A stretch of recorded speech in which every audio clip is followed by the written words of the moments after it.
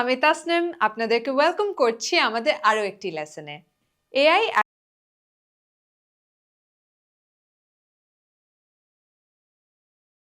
AI এখন আমাদের ছবি, লেখা, ভিডিও সবকিছুই তৈরি করে দিতে পারে। এটি যেন একটি সুপার স্ট্রেংথ। কিন্তু এই সুপার স্ট্রেংথের সাথে আমাদেরও কিছু দায়িত্ব চলে আসে। এআই দিয়ে জেনারেট করা কন্টেন্ট সঠিক কিনা, এর দ্বারা কারো কোনো ক্ষতি হচ্ছে কিনা, বা এই তথ্য আমাদের সমাজে কোনো ভুল ধারণা দিচ্ছে কিনা, এই সব কিছুই কিন্তু আমরা যারা কন্টেন্ট জেনারেট করছি তাদেরই দায়িত্ব। আজকের লেসনে আমরা খুব সহজভাবে জানবো এআই ব্যবহার করে কন্টেন্ট বানানোর সময় আমাদের কোন নিয়মগুলো মানা দরকার এবং কিভাবে দায়িত্বশীলভাবে এআই এর ব্যবহার করতে পারি আমরা। এআই জেনারেটেড কন্টেন্ট বলতে আমরা বুঝি এআই আপনার প্রম্পট অনুযায়ী নতুন লেখা, ছবি, অডিও বা ভিডিও তৈরি করে দিচ্ছে। আমরা অলরেডি দেখেছি লোগো বানিয়ে দেয়া থেকে শুরু করে ইমেইল লিখে দেয়া, ছবি জেনারেট বা ভিডিও জেনারেট করা পর্যন্ত এআই আমরা সব জায়গাতে ব্যবহার করছি। কিন্তু একটা জিনিস আমাদের মনে রাখা লাগবে, কন্টেন্ট এআই জেনারেট করলেও এটির প্রম্পট কিন্তু ব্যবহারকারী নিজেই দিয়ে থাকে। তাই সঠিক কন্টেন্ট জেনারেট করা প্রতিটি ব্যবহারকারীর দায়িত্ব। এআই কন্টেন্ট তৈরি করা যতটা সহজ, ভুলভাবে ব্যবহার করলে তার প্রভাব ততটাই হার্মফুল হতে পারে। কারণ এআই ভুল তথ্য তৈরি করতে পারে। কখনো কখনো এআই খুব আত্মবিশ্বাসের সাথে ভুল তথ্য দেয়। এই তথ্য যাচাই না করে শেয়ার করলে মানুষের মাঝে ভুল ধারণা বা বিভ্রান্তি ছড়ায়। এআই বায়াসড আউটপুট দিতে পারে। যেই ডেটা দিয়ে এআই ট্রেন্ড হয় সেই ডেটায় ভুল ইনফরমেশন বা বায়াস তথ্য থাকলে এআই কিন্তু আউটপুটও সেরকমই দিবে। ডিপ ফেক ব্যবহার করে ফেক ছবি বা ভিডিও বানানো হয়। এই কন্টেন্টগুলো ব্যবহার করে মানুষের ব্যক্তিগত ক্ষতি বা সোশ্যাল মিডিয়াতে ভুল ইনফরমেশন ছড়ানো এবং ডিসিটও করা হয়ে থাকে। এই সকল কারণেই আমাদের এআই এর রেসপন্সিবল ব্যবহার এনশিওর করা লাগবে।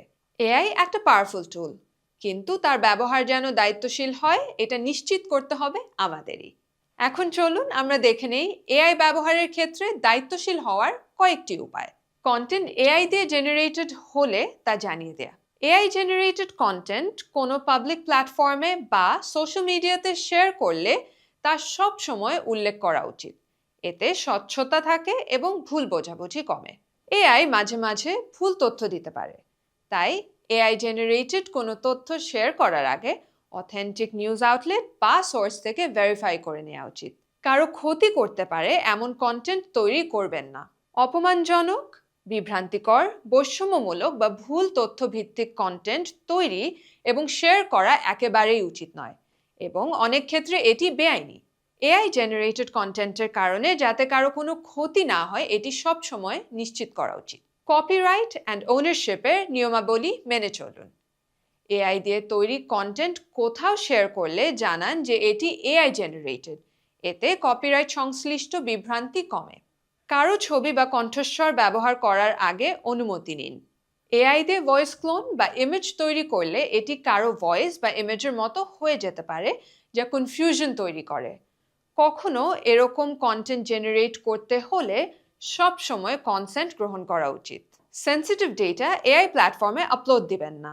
ব্যক্তিগত, গোপন বা অফিসের কনফিডেন্সিয়াল তথ্য কোনো এআই টুলে কপি পেস্ট করা নিরাপদ নয়। সব generative AI tools data saved রাখে, তাই কনফিডেন্সিয়াল তথ্য আপলোড করা হলে সেটা লিক হয়ে যাওয়ার অনেক চান্সেস থাকে।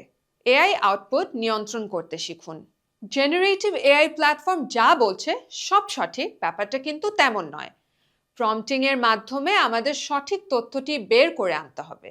একটি সহজ উপায় হচ্ছে কোনো কন্টেন্ট জেনারেট করার সময় সোর্স চাওয়া বা অ্যাড করতে বলা। আমাদের সোশ্যাল মিডিয়াতেও আজকাল ভুল এআই জেনারেটেড কন্টেন্টের ছড়াছড়ি। একজন ইউজার হিসেবে আমাদের অবশ্যই দায়িত্ব যাতে আমরা এআই জেনারেটেড তথ্য দেখা মাত্রই সাথে সাথে তা বিশ্বাস না করে ফেলি। আমাদের একটি এআই জেনারেটেড ভুল তথ্য বিভ্রান্তিকর জনমত তৈরি করতে পারে, যা আমাদের দেশ এবং সমাজের জন্য ক্ষতির কারণ হতে পারে। তাই সবসময় এআই জেনারেটেড কন্টেন্ট শেয়ার করার আগে নিজের সোর্স চেক করে দেখব এবং তথ্যটি ভুল হলে নিজ দায়িত্বে সবাইকে জানিয়ে সঠিক তথ্যটি শেয়ার করব। আজ আমরা শিখলাম এআই কন্টেন্ট তৈরি করা সহজ হলেও এর রেসপন্সিবল ইউসেজ খুবই গুরুত্বপূর্ণ।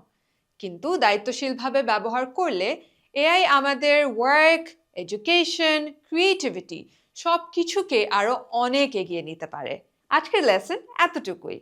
দেখা হবে পরের লেসনে।